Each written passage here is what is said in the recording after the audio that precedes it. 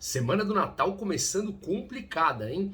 Índices futuros americanos caindo 1,5%, Europa caindo mais de 2%, petróleo caindo também agora 3,5%, gás natural subindo 2% ainda, e os mercados devem sentir bastante no começo dessa semana. Muito bom dia, hoje é 20 de dezembro e o que a gente vai ver é que nessa semana tem o índice de inflação PCE nos Estados Unidos, que é o que deve ditar para uma próxima reunião até do Banco Central. Claro que não só esse PCE, esse índice de inflação dessa semana, mas ao longo dos próximos meses. Até porque o Banco Central americano falou que vai subir 3 vezes os juros na semana que vem, mas que no ano que vem, mas que se o PIB começar a enfraquecer, ele pode rever isso. Ou seja, mais do mesmo de que deixa em aberto, mas já começou a reduzir o montante de compras de títulos que eles fazem para injetar liquidez na economia, como eu falei na semana passada.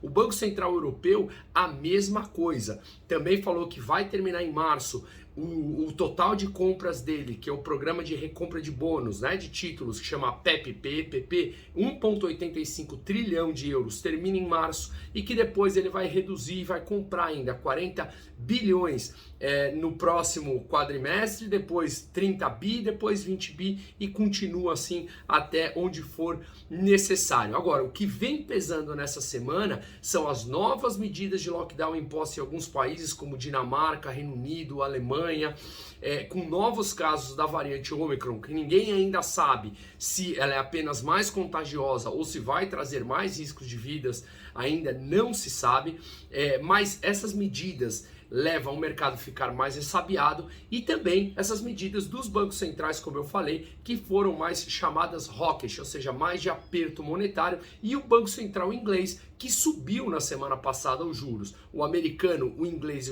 o americano, o europeu e o japonês mantiveram os juros inalterados, mas reduziram o montante de compra. Já o Banco Central inglês não só reduziu, como subiu os juros por lá também, tá bom? Isso dos bancos centrais grandes, porque outros bancos menores, de países menores ou menos relevantes, já subiram juros, como México, Brasil, Rússia, e na contramão a Turquia, que já derrubou os juros de 19 para 14, mesmo com a inflação acima de 21, vê a lira turca já desvalorizar mais de 60% no curtíssimo prazo, tá? Agora, aqui no Brasil, a gente ainda continua, além de tudo isso, com as nossas preocupações internas.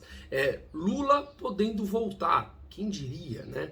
Depois a gente vê uma derrubada do veto do fundo eleitoral de 5,7 bi, a gente tentando que caçar cofrinho para fechar as contas, uma vez que o governo não quer diminuir o seu tamanho, não diminui o montante desses gastos ineficientes que faz, a gente tem que tirar 5,7 bilhões, que é dinheiro pra caramba, para levar para os políticos em anos eleitorais. Outros vetos que foram votados na sexta-feira garante repasse de emendas ao relator de mais 16 bilhões. Ou seja, nós estamos falando de mais de 20 bilhões aí para ser repassado para congressistas em ano eleitoral, quando a gente não tem que fechar a conta. Essa é a regra brasileira, essa é a dinâmica da política brasileira. Então, por isso eu tomei a decisão de não mais nem tentar ao máximo não discutir política e sim focar 100% em economia, por mais que a política afete a economia. Mas você percebe que é tudo mais do mesmo e mais só disputa por emendas, principalmente vindo do legislativo, né? Bom, depois ainda de um aumento de 2,8 bilhões para policiais federais, que outras categorias podem começar a pressionar para mais gastos. Enfim, essa é a nova semana. Valdemar Costa Neto, que também é envolvido em corrupção, hoje que é do PL, presidente também, que é do partido do presidente, pressionando para que o Auxílio Brasil suba para R$600, para ainda ter chance de Bolsonaro na eleição, segundo ele mesmo. Isso pressionaria mais as contas, ou seja, tudo que eu estou falando aqui de política volta para o lado de economia, e pressiona por mais riscos fiscais. E aí a gente tem de um lado risco fiscal explodindo, que é muito sério, e por outro lado, quem pode voltar depois de tudo que aconteceu no ano passado para as eleições é um pouco, desculpa a palavra, desesperador, mas de qualquer maneira, de novo, é o último dia que eu falo de política aqui, vamos voltar a falar em economia.